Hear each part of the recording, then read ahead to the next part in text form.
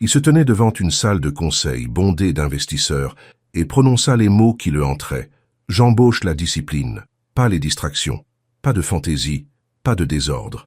20 secondes plus tard, elle franchit cette porte, confiante, tout en courbe, et sur le point de démanteler chaque mur qu'il avait jamais bâti. Ce qu'il croyait être du contrôle n'était en fait que de la peur, et ce qu'elle pensait n'être qu'un autre contrat de consultance était sur le point de devenir le combat de sa vie. Car quand une photo virale, une assistante jalouse et un scandale d'entreprise s'entrechoquent, quelqu'un paie toujours le prix, et cette fois ce ne serait pas elle. Il devrait choisir son image soigneusement construite ou la femme qui lui faisait ressentir quelque chose de réel pour la première fois de sa vie. Mais voici le revers de la médaille.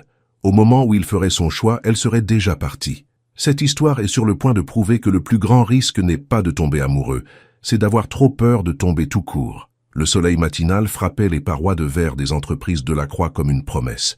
Grayson se tenait à la tête de la table de la salle de conseil, son costume impeccable, son sourire encore plus acéré. Autour de lui siégeaient 12 investisseurs, tous avides de chiffres prouvant qu'ils avaient misé sur le bonhomme. « Messieurs, dit-il, désignant le graphique sur l'écran derrière lui, nos chiffres du 3e trimestre parlent d'eux-mêmes. Mais laissez-moi vous dire ce qui motive réellement le succès ici. » Il marqua une pause. Il s'arrêtait toujours avant de délivrer ses meilleures répliques. « J'embauche la discipline, pas les distractions, pas de chaos, pas de drame. Juste des gens qui correspondent au moule et qui font le travail. » Quelques hochements de tête autour de la table. Un investisseur gloussa. Grayson ressentit la poussée familière du contrôle. Tout à sa place, chacun connaissant son rôle. « C'est pourquoi nous gagnons, » continua-t-il. « C'est pourquoi... » La porte de la salle de conseil s'ouvrit à la volée. Toutes les têtes se tournèrent.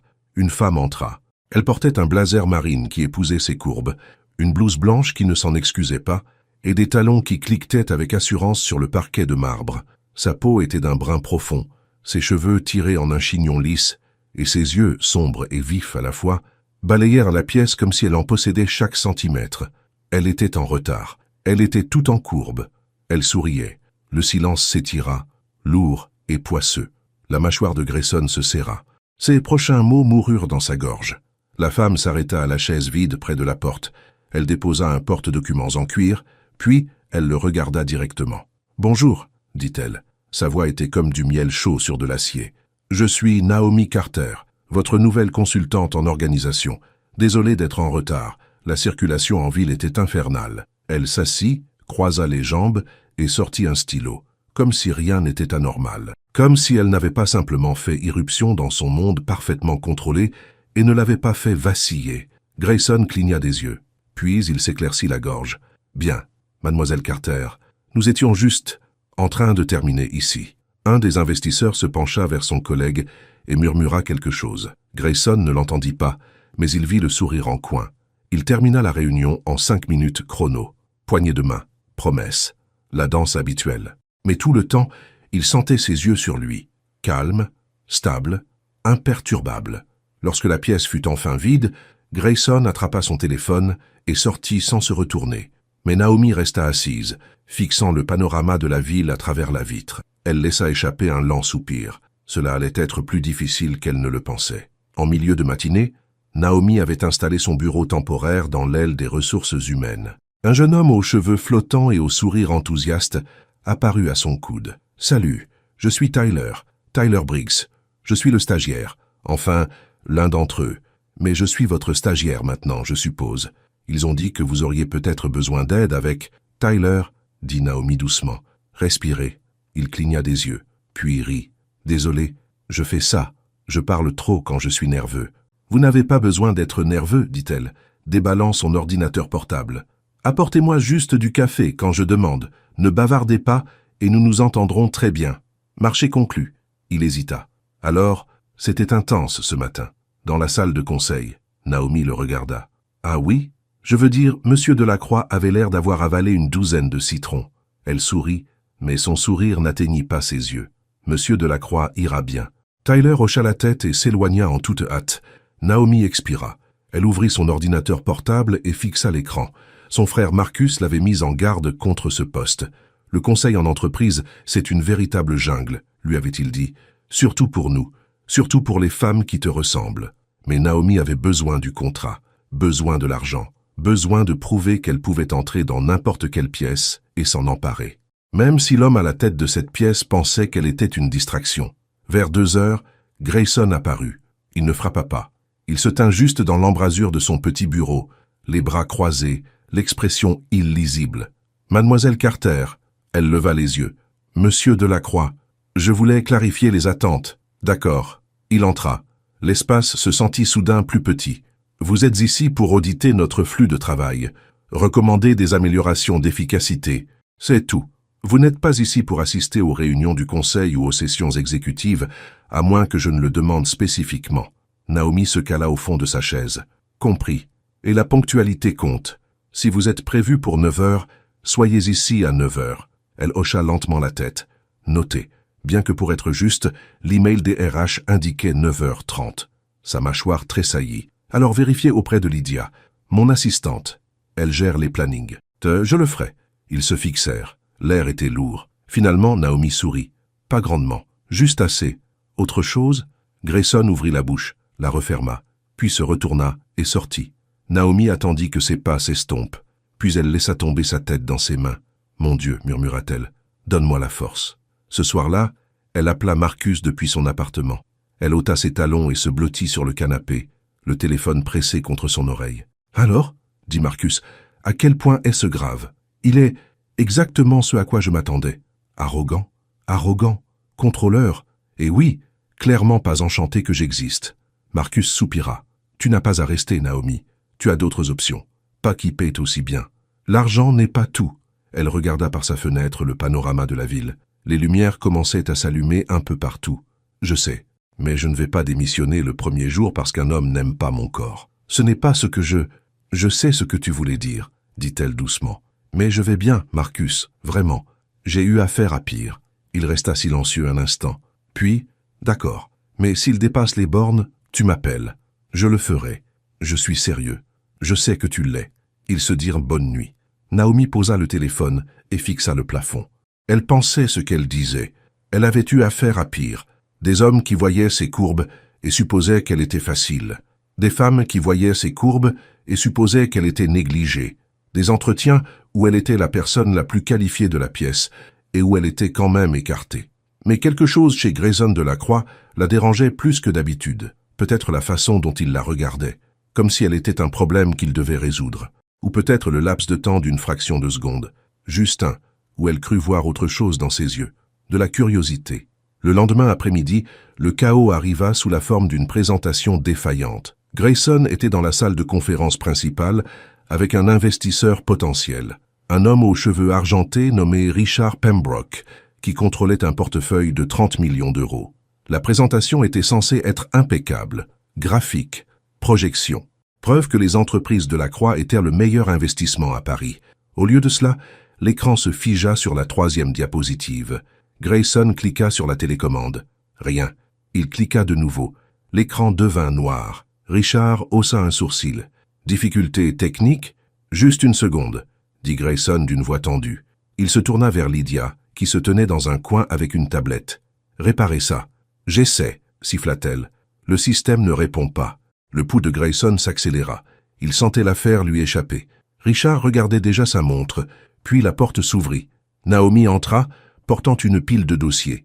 Elle jeta un coup d'œil à l'écran figé, posa les dossiers et se dirigea vers l'ordinateur portable. « Puis-je » demanda-t-elle. Grayson la fixa. « Qu'est-ce que vous... »« Puis-je » répéta-t-elle, plus fermement cette fois. Il s'écarta.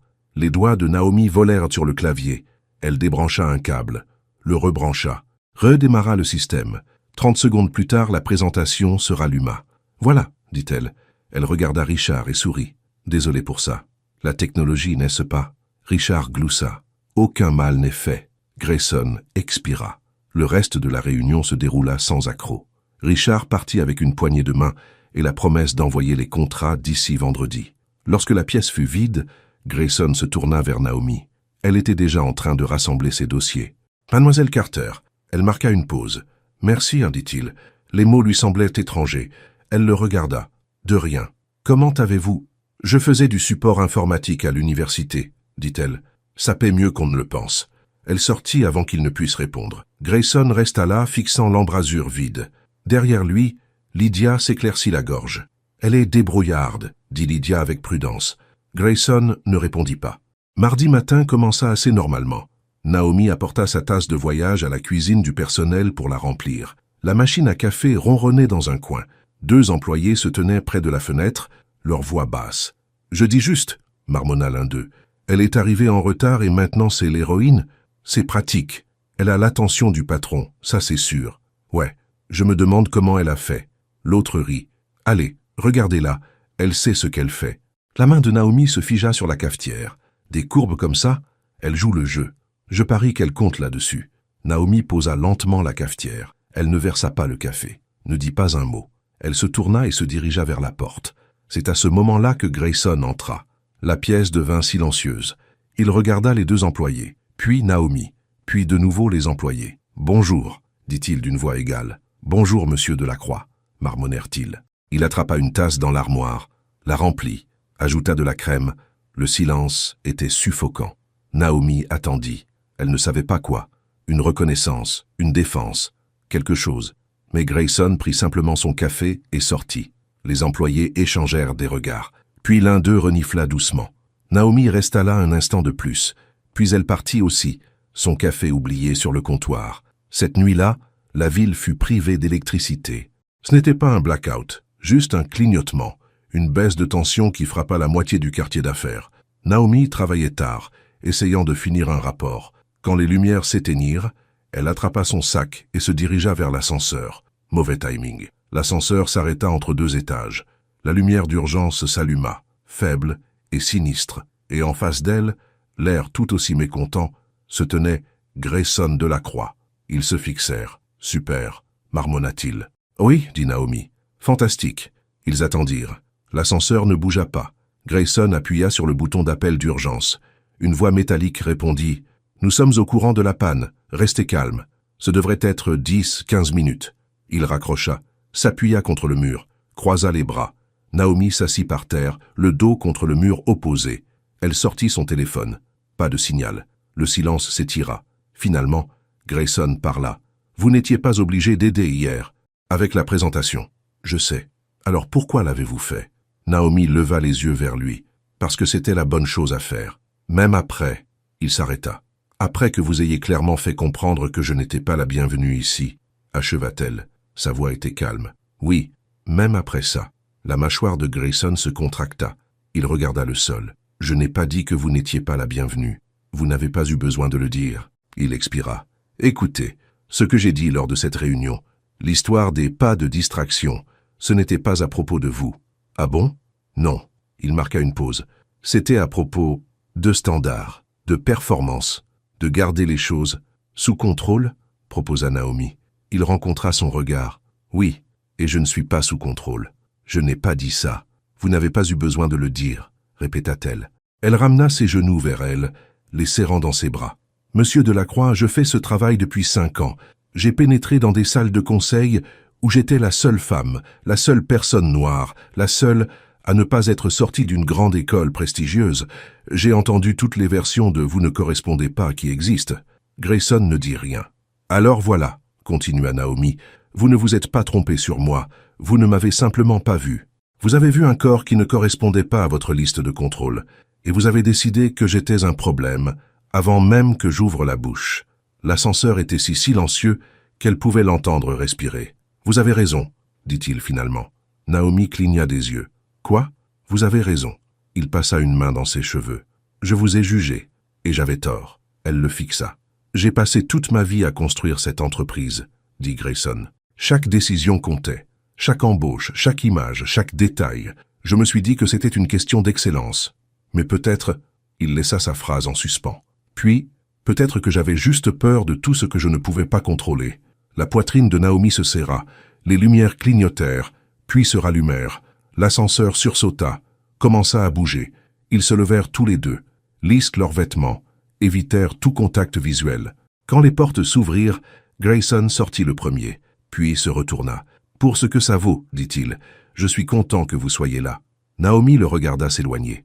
Elle resta dans l'ascenseur un long moment. son cœur faisant quelque chose d'étrange et d'inconfortable dans sa poitrine. Puis elle sortit et rentra chez elle. La réunion de mercredi fut différente. Naomi présenta son plan de réorganisation au personnel de direction. Elle y avait passé 2 jours. Graphiques, données, recommandations pour rationaliser les flux de travail et réduire le gaspillage. Grayson était assis en bout de table. Il écouta sans interrompre. Quand elle eut fini, il se pencha en avant. « Des questions ?» demanda-t-il à la pièce. Lydia leva la main. « Cela nécessiterait la réaffectation des rôles dans 3 départements. C'est beaucoup de perturbations. C'est aussi une augmentation d'efficacité de 20%, répliqua Naomi. Et la plupart des réaffectations sont des mouvements latéraux. Personne ne perd son emploi. Un autre manager fronça les sourcils. Comment savons-nous que cela fonctionnera? Parce que j'ai mis en œuvre des plans similaires dans 4 autres entreprises, dit Naomi. Toutes ont vu des résultats dans les 6 mois. Grayson hocha la tête. J'ai examiné la proposition de Mademoiselle Carter. Elle est solide. Nous allons la mettre en œuvre. La pièce devint silencieuse. Le sourire de Lydia sembla figé. Des objections? Demanda Grayson. Personne ne parla. Bien, dit-il. Lydia, travaillez avec Mademoiselle Carter pour élaborer un calendrier. Visons une mise en œuvre d'ici le mois prochain. La réunion se termina. Les gens sortirent, chuchotant. Naomi rangea son ordinateur portable. Quand elle leva les yeux, Grayson était parti. Mais sur son bureau, plus tard dans l'après-midi, elle trouva un mot. Il était tapé à la machine, non signé. Mais elle savait de qui il venait. Travail impressionnant aujourd'hui. G. Elle le plia et le glissa dans son sac. Le vendredi, tout semblait différent. Tyler avait travaillé tard, aidant Naomi à organiser des dossiers. À un moment donné, il prit une photo. Naomi et Grayson debout près de la table de conférence, en pleine conversation. Elle désignait un graphique. Il se penchait, presque souriant. C'était innocent. Tyler la posta sur le fil de discussion interne de l'entreprise avec une légende. Le patron et la nouvelle consultante, améliorant les entreprises de la Croix. Le samedi matin, elle avait été partagée 40 fois.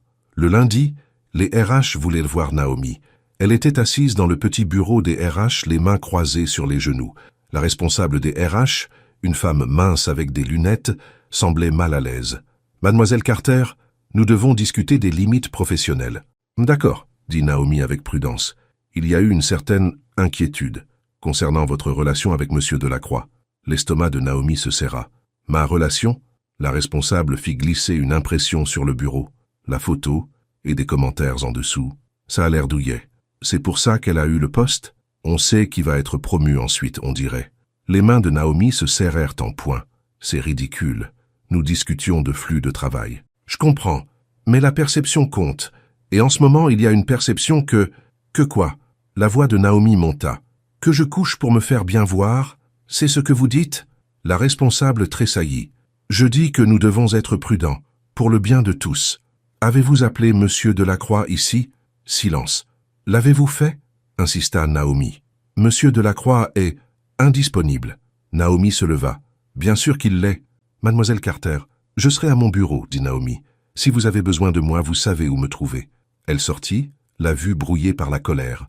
Devant le bureau vitré, elle vit Lydia à son bureau. Lydia leva les yeux, sourit. Ce n'était pas un sourire bienveillant. Naomi se tourna et s'éloigna. Ce soir-là, elle était assise dans son appartement, fixant son téléphone. Marcus avait appelé 3 fois. Elle n'avait pas répondu. Elle ne voulait pas entendre « Je te l'avais bien dit ». Elle ne voulait pas pleurer. Elle voulait juste finir ce contrat et passer à autre chose. Son téléphone vibra. Un SMS d'un numéro inconnu. « J'aurais dû intervenir. Je suis désolée. J'ai. » Naomi le fixa. Puis elle éteignit son téléphone et alla se coucher. Mais le sommeil ne vint pas. Mardi matin arriva, froid et gris. Naomi entra au bureau, les épaules en arrière et le menton levé. Elle ne les laisserait pas voir sa peine. Tyler bondit à son bureau avant même qu'elle n'ait posé son sac. « Mademoiselle Carter, il y a quelque chose. »« Tyler, ça peut attendre. J'ai besoin de... »« Non, regardez. » Il désigna son bureau. À côté de son clavier se trouvait une tulipe blanche solitaire dans un fin vase en verre. À côté, une petite carte. Le souffle de Naomi se coupa. Elle prit la carte avec des doigts prudents. « J'aurais dû intervenir. J'ai. » Elle l'a lu 2 fois, 3 fois. La colère qui avait brûlé dans sa poitrine depuis la veille s'adoucit. Juste un peu. « C'est si mignon, » murmura Tyler. « C'est de qui ?» Naomi glissa la carte dans son tiroir. « Ce ne sont pas vos affaires. Mais... » Tyler. Il sourit et recula. « D'accord. Café, je vais chercher du café. Naomi s'assit. Elle toucha l'un des pétales de la tulipe, doux comme de la soie. Les tulipes blanches symbolisaient le pardon, les nouveaux départs. Elle ne savait pas si Grayson le savait. Mais elle sentit quelque chose bouger en elle quand même. De l'autre côté du bureau, à travers les parois vitrées, elle pouvait voir Lydia à son bureau. Lydia la fixait. Et puis, très délibérément, Lydia prit son téléphone et prit une photo. L'estomac de Naomi devint froid. Cet après-midi-là, Grayson la convoqua à son bureau. Elle frappa sur l'encadrement de la porte. Il leva les yeux de son ordinateur portable et lui fit signe d'entrer. « Fermez la porte !» Elle le fit. Le bureau était immense. Des fenêtres du sol au plafond, des meubles élégants, une vue qui rendait toute la ville petite. « J'ai besoin de votre aide », dit Grayson. « Pourquoi faire ? Un projet de cohésion d'équipe. L'entreprise a été tendue ces derniers temps. Je veux faire quelque chose en interne, un renforcement d'équipe peut-être, mais rien de ringard. » Naomi haussa un sourcil. « Vous voulez que j'organise un exercice de confiance à l'aveugle ?» Le coin de sa bouche tressaillit, presque un sourire. « Mon Dieu, non. Je veux quelque chose de réel, quelque chose qui rappelle aux gens pourquoi ils travaillent ici. » Elle l'étudia. Sa cravate était desserrée. Ses cheveux semblaient avoir été passés au peigne fin une douzaine de fois par ses mains. Il avait l'air fatigué. « D'accord, » dit-elle. « Laissez-moi y réfléchir. J'espérais que nous pourrions faire un brainstorming. Ce soir, si vous êtes libre, je commanderai le dîner. » Naomi hésita. « Monsieur Delacroix, Grayson, dit-il. Appelez-moi Grayson. » La façon dont il le dit fit faire à son cœur quelque chose de stupide. « Grayson, répéta-t-elle. Après ce qui s'est passé hier, pensez-vous qu'il soit judicieux que nous travaillions seuls ensemble ? Je pense, dit-il lentement, que je suis fatigué de prendre des décisions basées sur ce que pensent les autres. » Leurs regards se croisèrent. « D'accord, dit Naomi. Ce soir. Mais nous laissons la porte ouverte. Marché conclu. » Ils travaillèrent jusqu'à 20 heures. Des récipients de plats chinois à emporter jonchaient la table de la salle de conférence. Naomi avait rempli 3 tableaux blancs d'idées. Programme de mentorat, déjeuner-conférence, journée de bénévolat. Grayson desserra complètement sa cravate et retroussa ses manches. « Que diriez-vous d'un événement de narration ? Les employés partagent ce qui les a amenés aux entreprises de la Croix. »« C'est une très bonne idée, » dit Naomi. « Les gens aiment partager leurs histoires. Vous voyez ? J'ai de bonnes idées parfois. »« Parfois, » acquiesça-t-elle, souriant. Il se tenait près du même tableau blanc. Elle pouvait sentir son eau de Cologne, quelque chose de propre et boisé. Quand elle leva la main pour écrire quelque chose, son épaule effleura son bras. Il ne s'éloigna pas. « Naomi, » dit-il doucement. Elle baissa le marqueur, le regarda. « Je suis désolé, » dit-il, « de ne pas vous avoir défendu hier. J'aurais dû. J'ai été un lâche. Vous protégiez votre image. Ce n'est pas une excuse. » Elle chercha dans son visage. « Pourquoi vous excusez-vous maintenant ? Parce que je n'arrête pas d'y penser. » Il passa une main dans ses cheveux. « Parce que vous êtes brillante et gentille et que vous ne méritez pas d'être traitée comme un scandale juste pour exister. » La gorge de Naomi se serra. Grayson. « Et parce que, continua-t-il, je commence à penser que je me suis trompé sur bien plus que vous. » Ça, c'est ce que vous voulez dire. Il la regarda comme s'il voulait dire quelque chose d'important, quelque chose qui allait tout changer. Mais son téléphone sonna. Le charme fut rompu. Grayson cligna des yeux et recula. « Je devrais répondre. »« Oui, » dit Naomi, « et je devrais rentrer. Il pleut des cordes. Laisse-moi te raccompagner. » Elle jeta un œil aux fenêtres. La pluie fouettait les vitres comme de petits poings. « Je vais appeler un VTC, » dit-elle. « Naomi, merci pour le dîner, » dit-elle vivement. « À demain. » Elle saisit son sac et partit avant qu'ils ne puissent discuter. Dehors, elle se tint sous l'auvent de l'immeuble, regardant la pluie inonder les rues. Son téléphone était déjà à la main, l'application de VTC ouverte, mais ses mains tremblaient. Pas de froid, mais de ce qui avait failli se passer dans cette salle de conférence. Le samedi matin, Marcus l'entraîna à un brunch.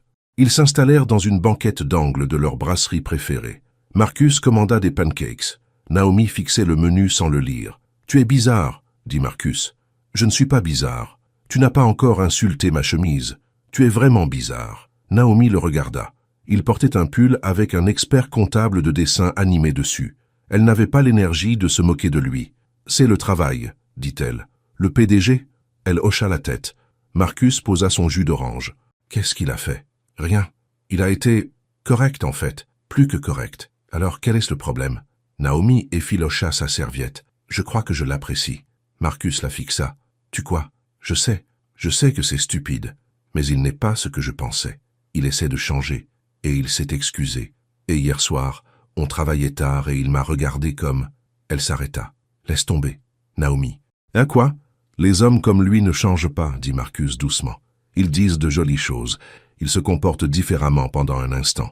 Mais au final, ils se protègent eux-mêmes avant tout. Tu ne le connais pas. Je connais son genre. Riche, blanc, puissant. Il te consumera et te jettera quand ça deviendra compliqué. La mâchoire de Naomi se crispa. Ce n'est pas juste, peut-être pas, mais c'est la vérité. Ils mangèrent en silence. Quand ils eurent fini, Marcus la raccompagna jusqu'à sa voiture. Il la serra fort dans ses bras. « Je n'essaie pas de te faire du mal, dit-il. Je ne veux juste pas te voir souffrir. Je sais, murmura Naomi. Elle rentra chez elle, la radio éteinte, les mots de Marcus résonnant dans sa tête. Mais quand elle ferma les yeux cette nuit-là, elle ne vit pas Marcus. Elle vit le demi-sourire de Grayson, la façon dont il avait prononcé son nom. Elle gémit et tira un oreiller sur son visage. « Mon Dieu !» marmonna-t-elle, « je suis dans un sacré pétrin. » Le lundi matin apporta une surprise. Une femme âgée élégante se tenait dans le hall, l'air perdu. Elle portait un manteau crème et un sac à main en cuir. Ses cheveux argentés étaient coupés en un carré impeccable. Naomi passait par là, se dirigeant vers les ascenseurs. Elle s'arrêta. « Puis-je vous aider ?» La femme se retourna, l'air soulagé. « Oh, merci mon Dieu. Je dois rencontrer mon fils pour déjeuner, mais je ne me souviens plus quel étage il m'a dit. Quel est le nom de votre fils ?»« Grayson Hale. » Naomi cligna des yeux. « Vous êtes Madame Hale. Eleanor, s'il vous plaît. » Elle sourit chaleureusement. « Et vous êtes ?»« Naomi Carter. Je suis consultante ici. Ravie de vous rencontrer. » Eleanor regarda autour d'elle. « Cet immeuble est magnifique, mais c'est un vrai labyrinthe. »« En effet, » approuva Naomi. « Le bureau de Grayson est au 23e étage, mais vous êtes en avance. Voudriez-vous attendre au café? Je peux vous tenir compagnie jusqu'à ce qu'il soit libre. » Le visage d'Eleanor s'illumina. « Vraiment? C'est très gentil. » Elles prirent l'ascenseur jusqu'au café de l'immeuble. Naomi acheta 2 cafés, un noir pour Eleanor, un avec de la crème pour elle-même. Elles s'assirent près de la fenêtre. « Alors, dit Eleanor, depuis combien de temps travaillez-vous avec Grayson? »« Seulement quelques semaines. »« Et comment est-il? En tant que patron, je veux dire. » Naomi choisit ses mots avec soin. « Il est dévoué, intelligent, exigeant, mais juste. » Eleanor l'étudia. « Vous êtes diplomate. » Peut-être un peu. Il peut être difficile, dit Eleanor. J'aime mon fils, mais je sais comment il est. Il tient ça de son père. Mon mari a bâti cette entreprise à partir de rien, et Grayson l'a vu tout sacrifier pour elle. Nous y compris parfois. Naomi posa son café. Je suis désolée. Ne le soyez pas. Ça a rendu Grayson prospère, mais ça l'a aussi rendu... Elle marqua une pause. Peureux. Peureux de quoi? De tout ce qu'il ne peut pas contrôler. De tout ce qui pourrait le faire paraître faible. Eleanor sourit tristement. Il pense que la vulnérabilité est un échec. Naomi sentit quelque chose se nouer dans sa poitrine. Ça doit être une solitude terrible. Oui, Eleanor la regarda. Mais peut-être qu'il apprend. Peut-être que quelqu'un lui enseigne qu'il y a une autre voie. Leurs regards se croisèrent. Naomi sentit ses joues rougir. « Parlez-moi de vous, » dit Eleanor. « D'où venez-vous » Elles parlèrent pendant 20 minutes. Eleanor était facile d'accès, drôle, chaleureuse, curieuse. Elle posa des questions sur la famille de Naomi, son travail, ses rêves, et elle écoutait comme si les réponses importaient. Quand Grayson apparut enfin, traversant le café d'un pas décidé dans son costume, il s'arrêta net. Sa mère et Naomi riaient de quelque chose. Naomi avait la tête en arrière, son sourire large et sincère. Eleanor essuyait des larmes de ses yeux. Grayson resta là, à les regarder. Quelque chose se brisa en lui. « Maman, dit-il. » Eleanor se retourna. « Ah, te voilà. Naomi m'a bien diverti. Je vois ça. » Il regarda Naomi. Elle soutint son regard et quelque chose passa entre eux, chaud et électrique. « Merci, dit-il doucement. »« De rien, répondit Naomi. Elle se leva, ramassant son sac. « Ce fut un plaisir de vous rencontrer, Eleanor. Vous aussi, ma chère. » Eleanor lui serra la main. « Faisons ça encore une fois. » Naomi sourit et s'éloigna. Grayson la regarda partir. « Elle est charmante, dit Eleanor. »« C'est vrai, murmura Grayson. Elle l'est. Grayson. » Il regarda sa mère. « Ne gâche pas tout, dit-elle. » Le mercredi après-midi, tout s'écroula de nouveau. Naomi était à son bureau quand ses emails commencèrent à affluer. 10 messages, 20, 50, tous avec le même lien. Elle cliqua dessus, les mains tremblantes. C'était un blog à scandale, un de ces sites anonymes de ragots d'entreprise. Et là, en plein centre, se trouvait une photo de la tulipe blanche sur son bureau. La légende disait « Les avantages d'être bien en chair au bon endroit ». On dirait que la nouvelle consultante de Hale Industries sait comment grimper les échelons. Les commentaires étaient pires. La vue de Naomi se brouilla. Elle se leva si vite que sa chaise recula et heurta le mur. Tyler apparut. « Mademoiselle Carter, qu'est-ce qui ne va pas ?»« Rien, » parvint-elle à articuler. « J'ai besoin d'air. » Elle saisit son sac et marcha, vite, à travers le bureau, passant devant des visages qui la fixaient, dans l'ascenseur. Au moment où elle atteignit le hall, son téléphone sonnait. Les RH, elle répondit. « Mademoiselle Carter, nous avons besoin de vous. Il y a eu une situation. Je suis au courant du message. Nous vous suspendons en attendant une enquête. » Les mots la frappèrent comme de l'eau glacée. « Vous quoi? C'est le protocole. » « Jusqu'à ce que nous puissions enquêter. » « Enquêter sur quoi? Je n'ai rien fait. »« Mademoiselle Carter, s'il vous plaît, venez simplement au RH. » Naomi raccrocha. Elle se tenait dans le hall, les gens défilant devant elle, et sentit son monde vaciller. Elle ne pouvait plus respirer. Elle sortit dans le froid et continua de marcher. Grayson vit le message à 16 heures. Lydia le lui fit remarquer. « Monsieur, vous devriez voir ceci. » Il le lut les commentaires, puis regarda Lydia. « Qui a posté ça? C'est anonyme. Trouvez. » « Monsieur, maintenant. » Il se précipita au RH. « Où est Naomi Carter ?» Le manager eut l'air nerveux. « Nous l'avons renvoyée chez elle. Nous avons dû la suspendre jusqu'à ce que... »« Vous l'avez suspendue? C'est le protocole. C'est n'importe quoi, » claqua Grayson. « Elle n'a pas posté ça. Quelqu'un la cible. Nous devons tout de même enquêter. » Alors enquêtez. Mais ne la punissez pas parce qu'elle est une victime. Il tourna les talons et partit. Sortit son téléphone. Appela Naomi. Pas de réponse. Il essaya encore, et encore. Rien. Il resta debout dans son bureau, fixant la ville, et sentit quelque chose se briser en lui. C'était de sa faute. Tout, parce qu'il avait été trop fier, trop effrayé, trop maître de lui pour la défendre quand c'était important. Il prit une décision. Le jeudi matin, Grayson convoqua une réunion de tout le personnel. Tout le monde s'entassa dans la salle de conférence principale, confus, murmurant. Grayson se tenait à l'avant, sans notes, sans discours préparé. « Je suis sûr que vous avez tous vu le message concernant Mademoiselle Carter, » commença-t-il. « Laissez-moi être clair. Ce message est une calomnie. Mademoiselle Carter est l'une des consultantes les plus professionnelles avec lesquelles j'ai jamais travaillé. Son travail a déjà amélioré cette entreprise de manière mesurable. » Les gens remuèrent. Quelques-uns baissèrent les yeux. « Mais il y a autre chose que je dois dire. » Il prit une inspiration. « J'ai passé 10 ans à bâtir cette entreprise. Je l'ai fondée sur la perfection, le contrôle, l'image. Et quelque part en chemin, j'ai oublié ce qui compte vraiment. » Silence. Le travail de Mademoiselle Carter est l'incarnation même du professionnalisme. Le mien a été insuffisant. J'aurais dû la défendre immédiatement. Je ne l'ai pas fait. C'est de ma faute. Et cela va changer. À partir de maintenant. Il regarda autour de la pièce. Si quelqu'un a un problème avec Mademoiselle Carter, venez m'en parler. Directement. Sinon, montrez-lui le respect qu'elle a gagné. Il sortit. La pièce resta silencieuse un long moment. Puis quelqu'un commença à applaudir. Puis un autre. Puis toute la pièce. Au fond, Naomi se tenait près de la porte. Elle était venue vider son bureau. Mais elle avait tout entendu. Des larmes coulaient sur son visage. Grayson la trouva dans le couloir. « Naomi !» Elle se retourna. Ses yeux étaient rouges, mais son menton était levé. « Vous n'étiez pas obligé de faire ça, » dit-elle. « Si, je l'étais. Pourquoi? Parce que vous le méritez. Parce que j'avais tort. Parce que... » Il s'arrêta. Reprit. « Parce que je suis fatigué d'avoir peur. » Elle le fixa. « Grayson. » Il tendit une enveloppe. « Votre lettre de réintégration. Votre salaire intégral avec effet rétroactif. » Et Lydia a été réaffectée. « Lydia? » Le service informatique a localisé le message. Il venait de son ordinateur. La bouche de Naomi s'ouvrit. « Elle est partie, » dit Grayson. « Et vous, vous restez, si vous le souhaitez. » Naomi prit l'enveloppe. Ses mains tremblaient. « Je ne sais pas quoi dire. Dites que vous restez. » Elle le regarda, vraiment le regarda. L'homme qui l'avait jugé et congédié, et qui ensuite, lentement, douloureusement, avait commencé à la voir. « D'accord, » murmura-t-elle. « Je reste. » Ce soir-là, ils descendirent l'ascenseur ensemble. Leurs mains se frôlèrent. Aucun d'eux ne les retira. Le vendredi soir, c'était le gala de l'entreprise. Naomi faillit ne pas y aller, mais Tyler la convainquit. « Tu dois y aller, » supplia-t-il. « Tu l'as mérité. » Alors elle enfila sa robe émeraude, celle qui épousait toutes ses courbes, celle qui la faisait se sentir belle et puissante. Elle se maquilla.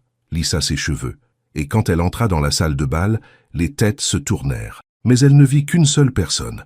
Grayson se tenait près du bar en smoking. Quand il la vit, son verre s'arrêta à mi-chemin de sa bouche. Elle traversa la pièce. Son cœur battait la chamade. « Salut » dit-elle. « Salut » souffla-t-il. « Tu es... » « Ne dis rien » dit-elle en souriant. « Tu vas tout gâcher. »« Incroyable » finit-il. « Tu es incroyable. » La musique commença. Une chanson lente. Grayson tendit la main. « Tu danses avec moi » Naomi prit sa main. Ils se dirigèrent vers le centre de la piste. Sa main se posa sur sa taille, la sienne sur son épaule. Ils se balancèrent doucement. Tout le monde regardait. Aucun d'eux n'en avait cure. « Merci » murmura Naomi, « pour ce que vous avez dit hier. Je le pensais sincèrement. Je sais. » Ils dansèrent plus près. Sa main s'étendit plus largement sur son dos. Son souffle se coupa. « Naomi, » dit-il doucement. « Oui, je suis en train de tomber amoureux de toi. » Ses pieds s'arrêtèrent. Elle leva les yeux vers lui. « Quoi ? Je sais que c'est compliqué. Je sais que c'est le désordre. Mais je n'arrête pas de penser à toi. Et je ne veux pas m'arrêter. » Le cœur de Naomi battait comme un tambour dans sa poitrine. Grayson, il la mena hors de la piste, à travers la foule, jusqu'au balcon. La ville scintillait sous eux. L'air était froid, mais ils ne le sentaient pas. « Je sais que je ne mérite pas ça, » dit Grayson, « mais je veux essayer. Si tu me le permets. » Naomi s'approcha. « Tu le penses vraiment ?»« Oui. » Elle leva la main, toucha son visage. « Alors embrasse-moi. » Il le fit. Ce fut lent, tentatif, puis plus profond.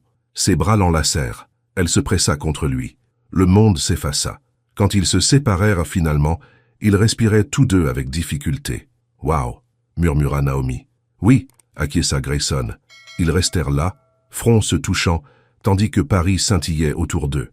Et pour la première fois depuis longtemps, Naomi ressentit quelque chose qu'elle avait presque oublié, l'espoir. Le samedi matin eut le goût d'un rêve dont Naomi ne voulait pas se réveiller. Elle resta allongée dans son lit, fixant le plafond, touchant ses lèvres. Elle picotait encore. Elle sentait encore les mains de Grayson sur sa taille, entendait encore sa voix. « Je suis en train de tomber amoureux de toi. » Son téléphone vibra. Un SMS. « Bonjour, je n'arrête pas de penser à hier soir. »« J'ai » Elle sourit si largement que ses joues lui firent mal. Puis la réalité s'immisça. Que se passait-il maintenant? Il était toujours son patron, plus ou moins. Le contrat arrivait à échéance dans 2 mois. Les gens parleraient. Les gens parlaient déjà. Mais quand elle ferma les yeux, tout ce qu'elle voyait, c'était la façon dont il l'avait regardée sur ce balcon, comme si elle était la seule personne au monde. Elle répondit par SMS. « Moi non plus. » 3 points apparurent, disparurent, réapparurent. « Puis-je te voir aujourd'hui ?» Son cœur fit un bond. Elle tapa. « Oui. » Ils se retrouvèrent dans un café tranquille du nord de la ville. Grayson portait un jean et un pull. Elle ne l'avait jamais vu autrement qu'en costume. Il avait l'air plus jeune, plus vrai. Il se leva quand elle entra, lui tira sa chaise. « Salut » dit-il. « Salut. » Ils commandèrent des cafés. Aucun d'eux ne le but. « Alors » dit Grayson. « Hier soir. C'était réel » termina Naomi. « Très réel. Et maintenant, nous devons décider ce qui va se passer ensuite. » Il hocha la tête. « J'y ai pensé. Beaucoup. Toute la nuit, en fait. Moi aussi. Je ne veux pas cacher ça, dit-il. Mais je ne veux pas non plus te compliquer la vie. Tu as déjà eu affaire à assez de commérages à cause de moi. » Naomi tendit la main par-dessus la table, prit la sienne. « J'en ai marre de me soucier de ce que les autres pensent. » Ses doigts se resserrèrent autour des siens. « Tu es sûr ?»« Non, admit-elle. Mais je veux essayer quand même. » Ils restèrent là, les mains liées, jusqu'à ce que leur café refroidisse. Le lundi matin arriva trop vite. Naomi entra au bureau, l'estomac noué. Elle s'était dit qu'elle resterait professionnelle, qu'elle garderait ses distances. Du moins, jusqu'à ce qu'ils mettent les choses au clair. Mais quand les portes de l'ascenseur s'ouvrirent et qu'elle vit Grayson debout dans le hall, sa résolution s'effondra. Leurs regards se croisèrent. Il sourit. Elle lui rendit son sourire. Puis ils détournèrent tous deux rapidement le regard, comme des adolescents pris en flagrant délit de se passer des mots. Tyler apparut à son coude. « Bonjour, mademoiselle Carter. Vous avez l'air heureuse. »« Ah bon ? Radieuse même. » Elle lui lança un regard. « Tu n'as pas des dossiers à classer ?» Il sourit et s'éloigna d'un pas léger. Naomi rejoignit son bureau, essaya de se concentrer sur le travail. Mais toutes les quelques minutes, son regard dérivait vers le bureau de Grayson. À travers les murs de verre, elle le voyait au téléphone. Il leva les yeux une fois, la surprit à regarder. Elle sentit son visage rougir. Ça allait être impossible. Cet après-midi-là, la mère de Grayson appela. Naomi passait devant son bureau quand elle entendit sa voix s'élever, non pas de colère mais de frustration. « Maman, je sais, je ne suis pas… » Pause. « C'est compliqué. » Pause plus longue. « Je tiens à elle, mais c'est une catastrophe annoncée. » Naomi se figea devant sa porte. « Le conseil d'administration remet déjà en question la moitié de mes décisions, » continua Grayson. « S'il pense que je sors avec une employée, même une consultante, ça sapera tout. » Et Naomi sera blessée encore plus qu'avant. La poitrine de Naomi se serra. « Je ne dis pas jamais, » dit Grayson. « Je dis, pas maintenant, pas comme ça. » Naomi recula de la porte. Elle marcha jusqu'aux toilettes, les jambes chancelantes, s'enferma dans une cabine. Elle en avait assez entendu. Il tenait à elle, mais il tenait plus à son image. Marcus avait eu raison. Elle retourna à son bureau, ouvrit un document vierge et commença à taper. « Monsieur Hale, cette lettre constitue ma démission officielle. » Ses mains tremblaient. Des larmes brouillaient l'écran. Mais elle continua à taper. Quand elle eut fini, elle l'imprima, la mit dans une enveloppe, et quand Grayson partit pour une réunion 1 heure plus tard, elle la glissa sur son bureau. Puis elle commença à faire ses affaires. Tyler la trouva. « Mademoiselle Carter, que faites-vous ?»« Je termine, » dit-elle. Sa voix semblait stable. C'était bien. « Mais le contrat ne se termine pas avant 2 mois. Je sais, il s'est passé quelque chose. » Elle le regarda. Le gentil Tyler, plein d'enthousiasme. Parfois, on réalise qu'on n'est pas au bon endroit. C'est tout. Mais, Tyler, elle toucha son épaule. Merci d'être gentil, d'être toi. Ses yeux s'écarquillèrent. Vous partez vraiment? Oui. Monsieur Hale est au courant? Il le sera. Elle finit de faire ses affaires. Son bureau semblait nu, vide, comme si elle n'avait jamais été là. Elle partit à 17h30, ne dit au revoir à personne d'autre. Dehors, l'air de novembre mordait sa peau. Elle serra son manteau et marcha vers le métro. Elle ne se retourna pas. Grayson trouva la lettre à 18h. Il avait enchaîné les réunions tout l'après-midi. Il était épuisé, prêt à rentrer chez lui. Puis, il vit l'enveloppe sur son bureau. Il l'ouvrit, lut la première ligne. Son sang se glaça. Il la lut entièrement, puis la relut. « J'apprécie l'opportunité qui m'a été offerte, mais je pense qu'il est préférable pour nous deux que je me retire. Merci pour tout. Naomi Carter. » Aucune explication, aucun avertissement. Il saisit son téléphone, l'appela, pas de réponse. Il rappela, directement sur messagerie vocale. Il resta là, la lettre froissée dans son poing, et sentit son monde s'effondrer. Le week-end fut une torture. Grayson essaya d'appeler, d'envoyer des SMS. Rien. Le samedi après-midi, il conduisit jusqu'à la maison de sa mère. Il avait besoin de conseils, ou peut-être juste que quelqu'un lui dise quel idiot il était. Eleanor ouvrit la porte, d'un seul coup d'œil à son visage. « Entre. » Ils s'assirent dans son salon. Elle fit du thé. Il ne le but pas. « Naomi a démissionné, dit-il. J'ai entendu dire. »« Comment ?» Tyler m'a appelé. Il était inquiet. La mâchoire de Grayson se contracta. « Je ne sais pas ce que j'ai fait de mal. » Eleanor posa sa tasse de thé. « Vraiment ? » « Non. Les choses allaient en bien, très bien même. Et puis elle a juste… « Grayson !» La voix de sa mère était cinglante. « Arrête !» Il la regarda. « Tu es le fils de ton père quand tu te caches derrière ta fierté, » dit-elle. « Je l'ai vu faire ça pendant 30 ans. Il nous aimait, mais il aimait plus son image. Et ça a détruit notre mariage. Ce n'est pas juste.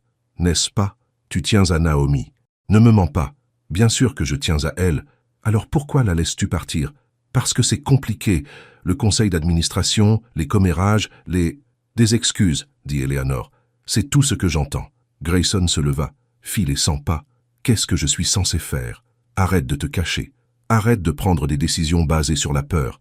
Si tu l'aimes, et je pense que oui, alors batte-toi pour elle, publiquement, de manière désordonnée, imparfaitement. Et si elle ne veut pas de ça? Et si elle le veut? Il fixa sa mère. Ton père, dit Eleanor doucement, est mort avec des regrets. Il m'a dit à la fin qu'il aurait souhaité nous avoir choisis plutôt que l'entreprise, plutôt que sa fierté.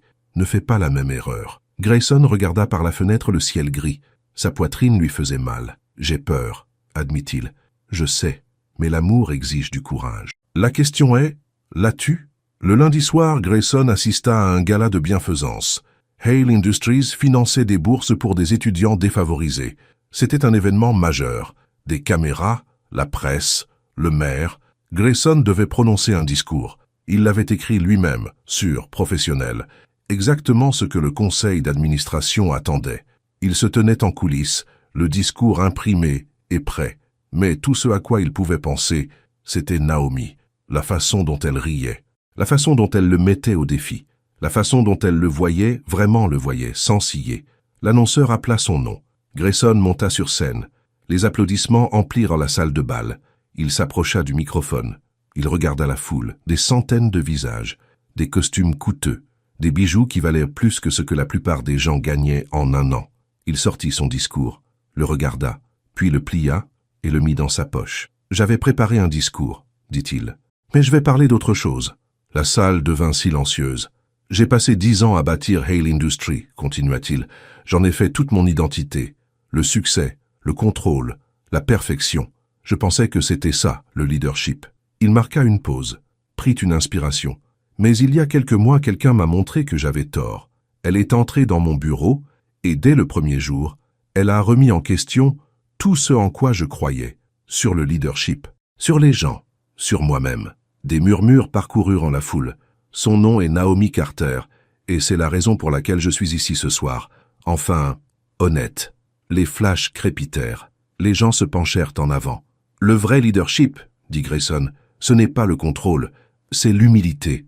C'est admettre ses torts. C'est voir les gens pour ce qu'ils sont et non pour ce que l'on veut qu'ils soient. Et c'est avoir le courage de changer. Sa voix se brisa légèrement. Naomi m'a appris cela. Elle m'a rendu meilleur, et je l'ai trahi. J'ai laissé la peur et l'orgueil m'empêcher de la soutenir quand c'était le plus important. Je ne suis pas ici pour demander des applaudissements. Je suis ici, et j'assume mes responsabilités. La pièce était plongée dans un silence absolu. À tous ceux qui me regardent ou m'écoutent, dit-il, si vous avez la chance d'aimer quelqu'un qui vous rend meilleur, quelqu'un d'authentique, de courageux et de bon, ne le cachez pas. Ne laissez pas la peur gagner, parce que moi je l'ai fait, et j'ai perdu la meilleure chose qui me soit jamais arrivée. Il recula du microphone. La salle explosa. Certains applaudissaient, d'autres murmuraient furieusement. Grayson quitta la scène. Il sortit son téléphone et espéra que Naomi écoutait. Elle écoutait. Naomi était assise dans son appartement, son ordinateur portable ouvert, regardant la diffusion en direct. Elle avait évité toute nouvelle concernant Hale Industries. Mais Marcus lui avait envoyé un message. « Il faut que tu vois ça. » Alors elle regarda. Et quand Grayson prononça son nom, sa main se porta à sa bouche. Quand il eut terminé, les larmes coulaient sur son visage.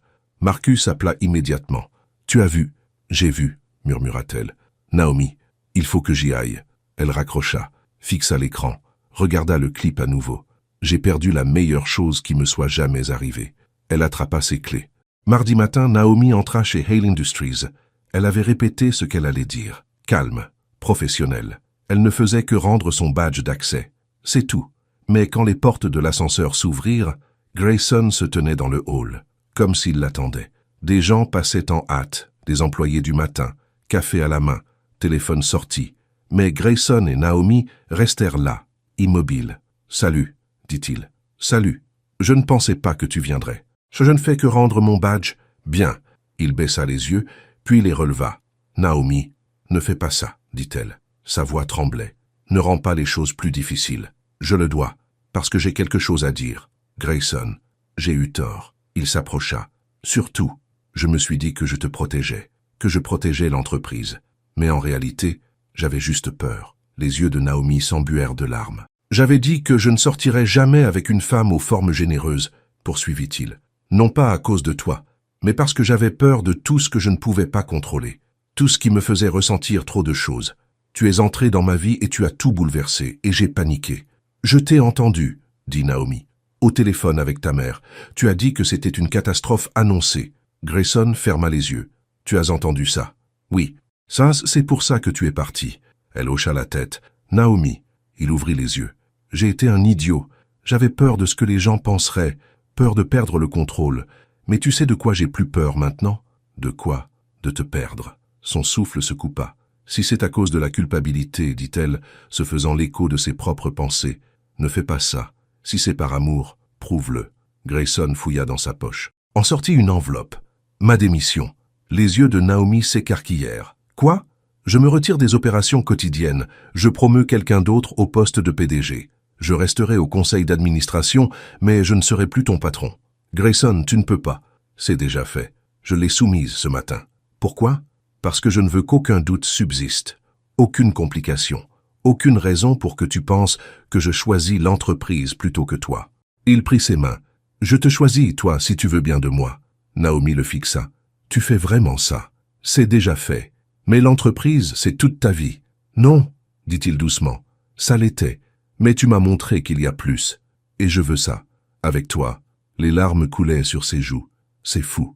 Je sais. Les gens nous regardent. Laisse-les. Elle rit à travers ses larmes. Grayson Hale, tu es complètement fou. Ah, sans doute. Il sourit. Ça marche? Elle le regarda. Vraiment. Cet homme qui avait commencé comme son plus féroce critique et était devenu son plus grand défenseur, qui avait eu peur et était fier, et s'était trompé, mais qui avait appris, qui avait changé, qui l'avait choisi. Oui, murmura-t-elle, ça marche. Il la serra contre lui. Elle l'enlaça. Et là, au milieu du hall, sous le regard d'une centaine de personnes, ils se serrèrent l'un contre l'autre. « Je suis désolé, murmura-t-il dans ses cheveux. Pour tout. Je sais. Donne-moi une chance. Une vraie, en dehors de cet endroit. » Elle recula pour le regarder. « Une chance. Mais Grayson? Oui. Si tu me fais encore du mal, mon frère te détruira. » Il rit. « C'est juste. » Elle l'embrassa, doux et rapide. Autour d'eux, les gens chuchotaient. Quelques-uns applaudirent. Quelqu'un prit une photo. Aucun des deux n'y prêta attention. Des semaines passèrent. Grayson se retira de Hale Industries comme promis. Il resta au conseil d'administration mais promut son COO au poste de PDG. C'était la bonne décision. L'entreprise prospéra. Et Grayson? Il se lança dans le conseil, conseillant d'autres entreprises, travaillant moins d'heures, vivant davantage. Naomi accepta un poste d'associé dans un cabinet différent, un cabinet qui ne se souciait pas de ses fréquentations. Elle y s'épanouit. Sa liste de clients s'allongea, sa réputation se consolida. Il se voyait ouvertement.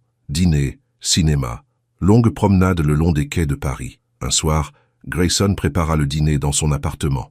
Naomi arriva avec du vin et des rires. « Tu as cuisiné ?» dit-elle, regardant la table d'un œil critique. « J'ai essayé, pas de promesse que ce soit comestible. » Elle embrassa sa joue. « Je suis sûre que c'est parfait. » Ce n'était pas parfait.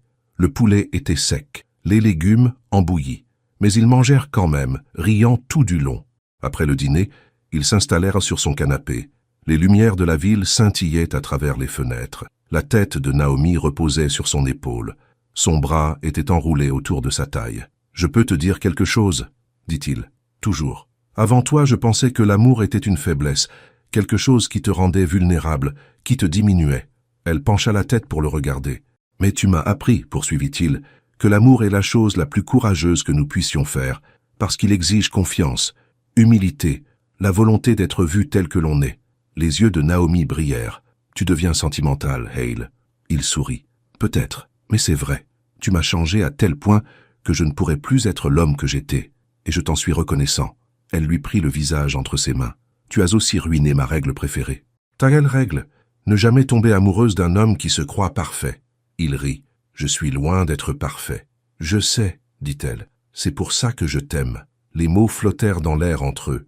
Le souffle de Grayson se coupa. « Tu m'aimes? »« Oui, murmura-t-elle, je t'aime. » Il l'embrassa, profondément, lentement, plein de promesses.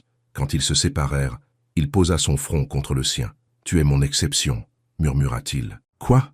Tu es entré dans ma vie et tu es devenu l'exception à toutes les règles que j'avais jamais établies, l'exception à chaque mur que j'avais jamais construit. » Le sourire de Naomi était radieux. Alors j'ai fait mon travail. Dehors, la neige commença à tomber, douce et silencieuse, recouvrant la ville de blanc. À l'intérieur, Grayson serra Naomi contre lui. Et pour la première fois de sa vie, il n'avait pas peur. Il n'essayait de rien contrôler. Ne s'inquiétait ni de son image, ni de la perfection, ni de ce que quiconque pensait. Il était juste là, présent, authentique, aimant une femme qui lui avait appris ce que signifiait vivre vraiment. « Reste », murmura-t-il. « Ce soir, pour toujours. » Naomi recula pour le regarder. Ses yeux étaient sérieux. « Grayson, je sais que c'est rapide. Je sais que nous sommes encore en train de comprendre les choses. Mais je n'ai jamais été aussi sûr de rien. » Il prit sa main. « C'est toi et personne d'autre pour moi, Naomi. Tu es la bonne. » Elle scruta son visage, n'y vit que la vérité. « D'accord, » dit-elle doucement. « D'accord? Oui. Comprenons les choses. Ensemble. » Il l'embrassa encore, et encore, jusqu'à ce qu'ils soient tous deux à bout de souffle et souriants. Plus tard, ils étaient allongés, enlacés sur le canapé. La télévision diffusait quelque chose qu'aucun d'eux ne regardait. Naomi traçait des motifs sur sa poitrine. « À quoi penses-tu » demanda-t-il. « Que quelques mois plus tôt, j'ai failli abandonner dès le premier jour. Je suis content que tu ne l'aies pas fait. Moi aussi. » Elle sourit. « Même si tu étais affreux. J'étais horrible. Le pire. Et pourtant, te voilà. » Elle leva les yeux vers lui. « Me voilà. Mon exception, dit-il de nouveau. Ton exception. » Acquiesça-t-elle. Dehors, la neige tombait plus vite. À l'intérieur, le feu crépitait. Et deux personnes qui avaient commencé comme adversaires, qui s'étaient affrontées, disputées et mal comprises, trouvèrent quelque chose qu'aucun des deux n'avait attendu. L'amour. Un amour réel, imparfait, désordonné. Le genre qui vous change. Le genre qui dure. Grayson tira une couverture sur eux deux. Naomi se blottit plus près. Et tandis que la ville dormait autour d'eux, ils rêvaient d'un avenir construit non sur le contrôle, l'image ou la perfection, mais sur la confiance, le courage. Et l'acte magnifique et terrifiant d'être vraiment vu. Des mois plus tard, Grayson donnerait à Naomi une clé de son appartement. 1 an plus tard, elle emménagerait officiellement. 2 ans plus tard, il la demanderait en mariage sur le même balcon où ils s'étaient embrassés pour la première fois.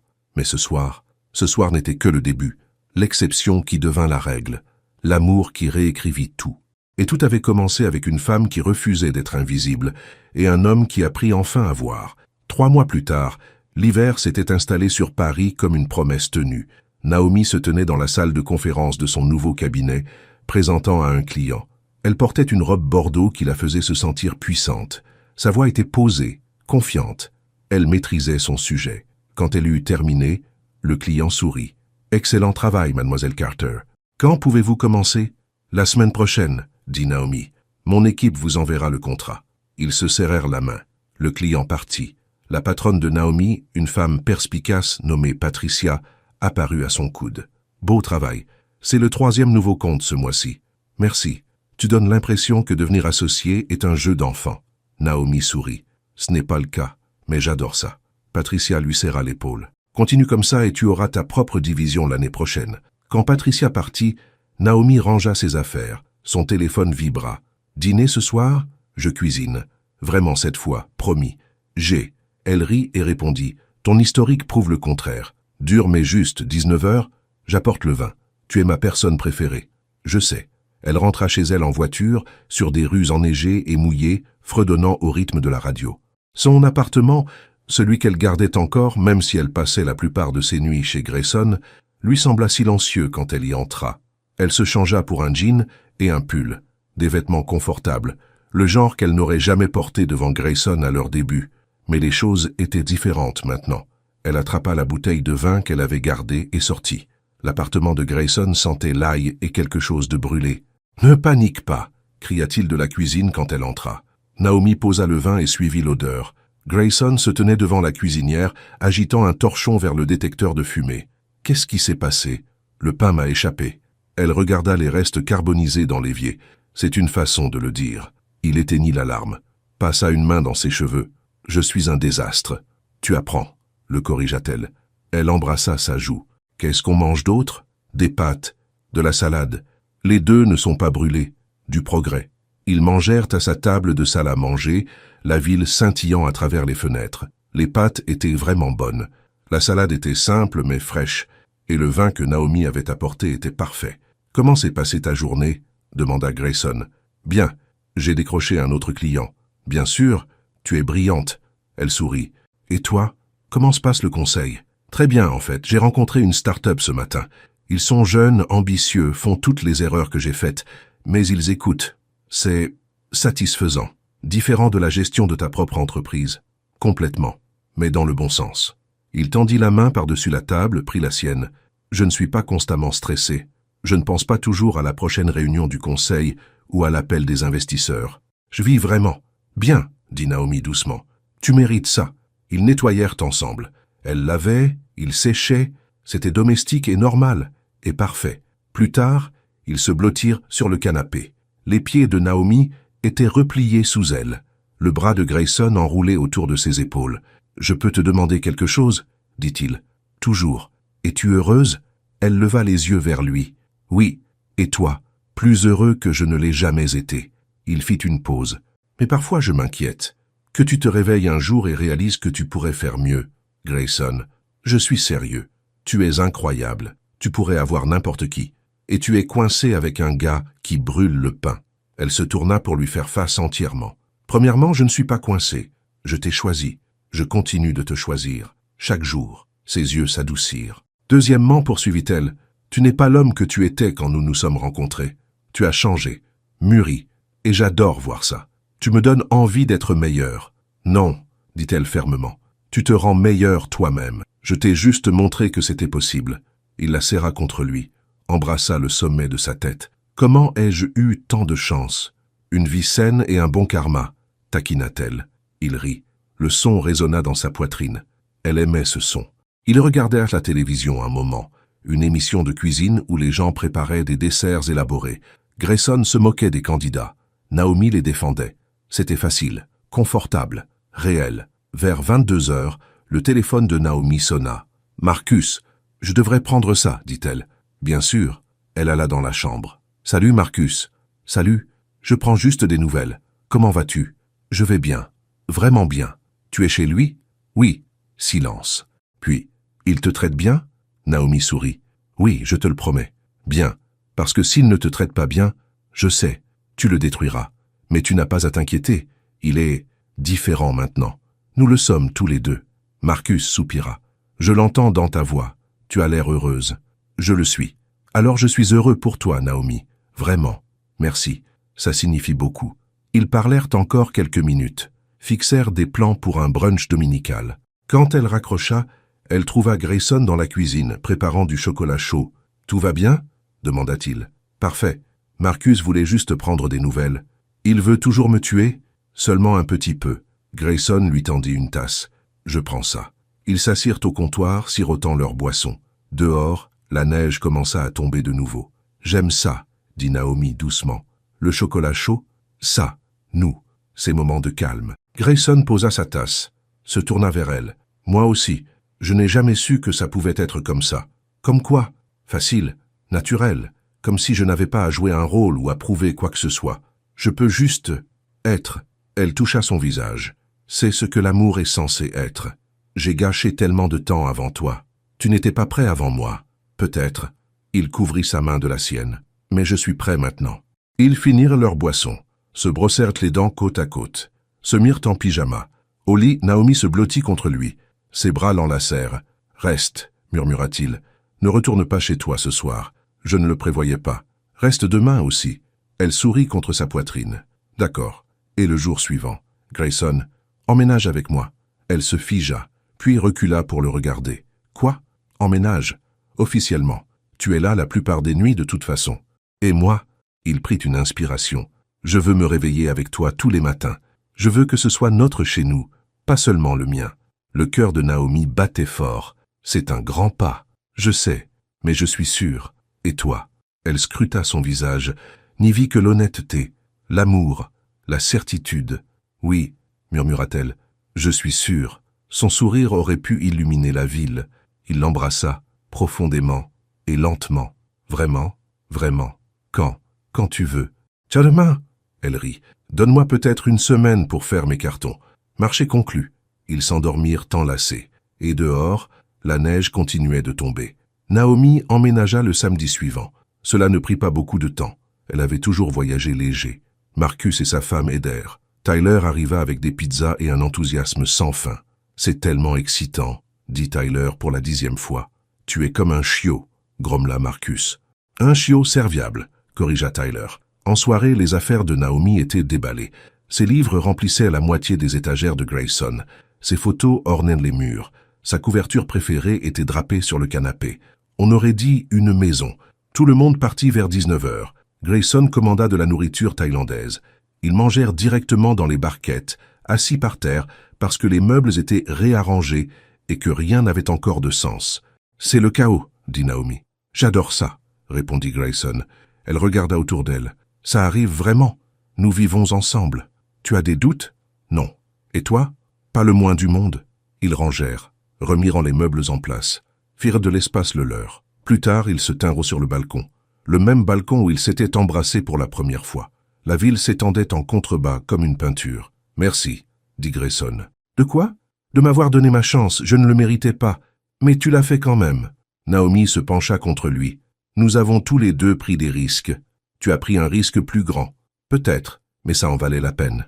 Il embrassa sa tempe. Je t'aime aussi. Ils restèrent dehors jusqu'à ce que le froid les pousse à rentrer. Puis, ils se glissèrent dans leur lit, et se serrèrent l'un contre l'autre. Des mois passèrent dans un flou de bonheur ordinaire. La carrière de Naomi prit son envol. Elle remporta des prix, fut mentionnée dans des magazines professionnels, bâtit une réputation comme l'une des meilleures consultantes de Paris. Le cabinet de conseil de Grayson grandit aussi. Il travailla avec des start-up et des associations, les aida à construire des modèles durables, trouva de la joie à encadrer de jeunes entrepreneurs. Eleanor venait souvent. Elle et Naomi devinrent proches. Elles se rencontrèrent pour un café, parlèrent de livres, de la vie et de la cuisine épouvantable de Grayson. « Il est plus heureux que je ne l'ai jamais vu », dit Eleanor à Naomi un après-midi. « Il me rend heureuse aussi. » Eleanor lui serra la main. « Je suis si heureuse qu'il t'ait trouvé, ou que tu l'aies trouvé. Nous nous sommes trouvés, » dit Naomi. Finalement, Marcus s'adoucit lentement envers Grayson. Il y eut des dîners, des soirées-jeux, des conversations gênantes qui devinrent progressivement plus faciles. Un soir, après que Naomi fut allée à la cuisine, Marcus prit Grayson à part. « Je te surveille, » dit Marcus. « Je sais. C'est ma sœur. Si tu lui fais du mal, je ne le ferai pas, » dit Grayson fermement. « Je te le promets, je ne le ferai pas. » Marcus l'étudia, puis hocha la tête. « Bien. Mais si jamais je le faisais, » poursuivit Grayson, « tu as ma permission de me rendre la vie misérable. » Marcus faillit sourire. Marché conclu. Tyler fut promu chez Hale Industries.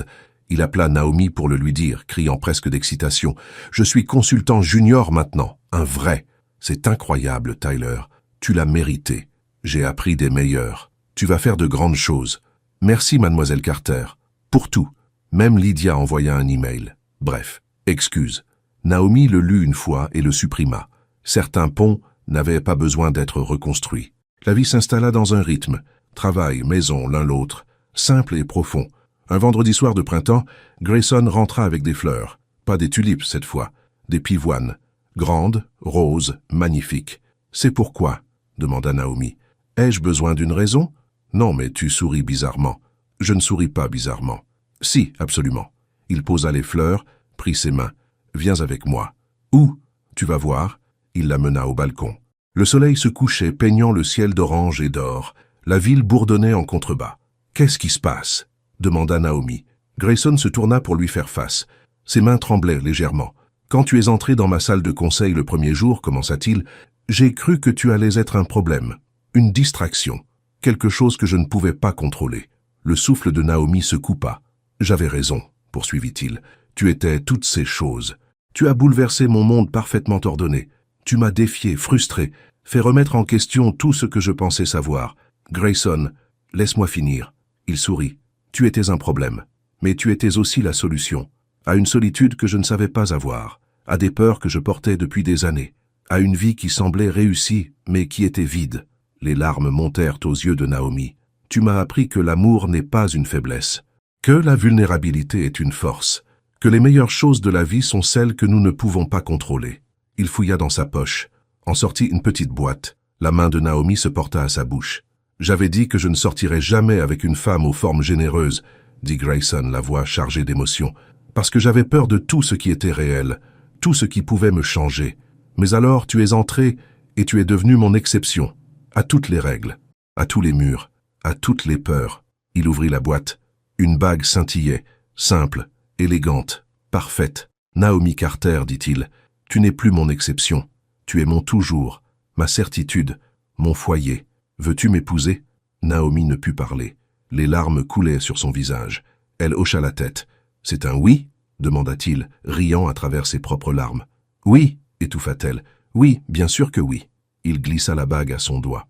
Puis il la serra contre lui et l'embrassa, profondément et désespérément et plein de promesses.